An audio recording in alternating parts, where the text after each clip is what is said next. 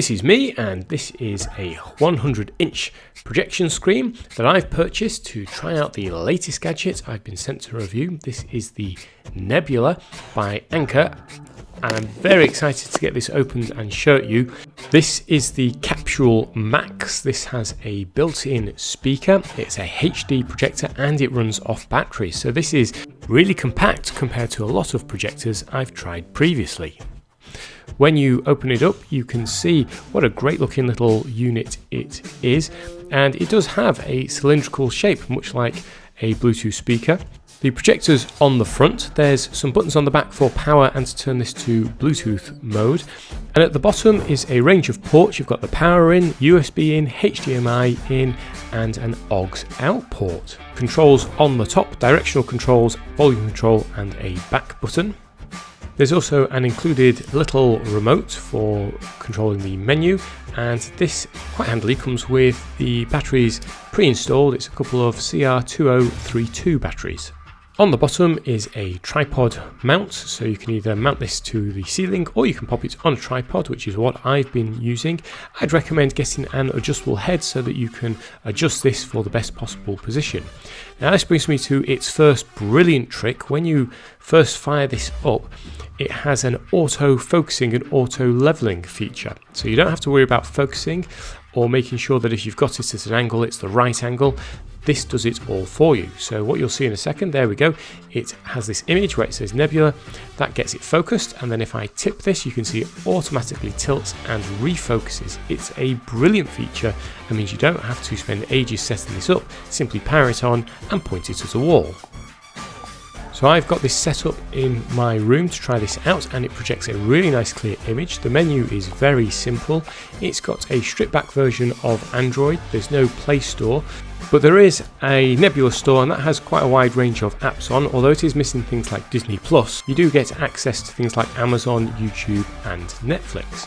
As well as plugging something in via HDMI, you can also cast via your iPhone or Android phone directly to the projector. In the bedroom that I was using this in, I have to say the speaker did a decent job. The picture quality was great. I could lie back on the bed and enjoy some cinematic action courtesy of a previous video I've made.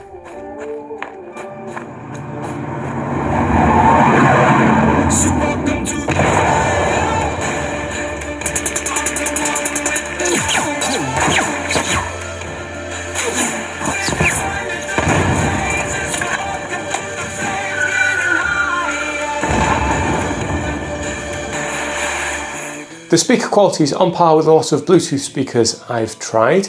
It's perfectly fine if you're just watching a bit of TV, but it's not going to stand up to a full 5.1 surround sound. That's not really a problem for me because I see this as being a really great portable unit. This is actually, if you look at it, it's about the size and shape and general dimensions of a portable Bluetooth speaker, and it actually has that functionality built in. I'm really looking forward to taking this away with me, because how often have you been away maybe to a hotel room or a bed and breakfast and they have a really tiny little TV sat in the corner and plenty of blank walls? Well, if I take this with me, that's my entertainment sorted. But let's get back to the giant projector screen I started the video off with, and let's see how well the Anker does on this.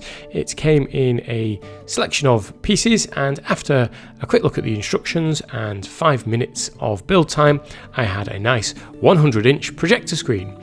I have to say, I was pretty impressed. This is a small little projector. It's not good if there's light. Let's just get that out there now. It's not a daytime projector. This is at dusk, and you can see it's a little bit washed out. One little trick it does have up its sleeve is this can be used as a front projector or a rear projector. So I'm now stood behind the screen, and if I go to the settings, head to projector mode, I can flip that around so that this can project from the rear rather than the front. If you are far away, you will find the little remote is pretty useless, but they've thought of that and developed an app. The app connects over Wi-Fi and allows you to completely control everything, and also has a text entry option, which is brilliant when you're setting up things like Netflix and you need to enter your password. At night, when it's dark, this projector really looks fantastic. It's very clear, very crisp. The camera here isn't really doing it justice. The speaker does a decent job outside, and with YouTube built in, that means you can sit back and relax in the garden and watch your favourite product reviewer. You are a little bit restricted because there's no Google Play Store. However, because it's got regards to HDMI in, I don't see that being a problem, because if you really wanted some other apps or you wanted some other form of entertainment, you could just plug in something like a Fire Stick straight into the HDMI port. Of course, that does mean you're going to need an additional power outlet to plug in whatever you're plugging in. But if you had a laptop, for example, you could run the whole thing off batteries. One thing this has let me dust off and enjoy again is the Steam Link. It's been really good fun to plug it into the projector, fire up Steam on my PC and play games on what appears to be a huge display. And I have to say, this is one of the most fun gadgets I've tested in a long time. So if you want to learn more about this little gadget, I will put a link in the description below. And if you're interested in home projectors, check out the video where I turned one into a planetarium. I'll see you over there.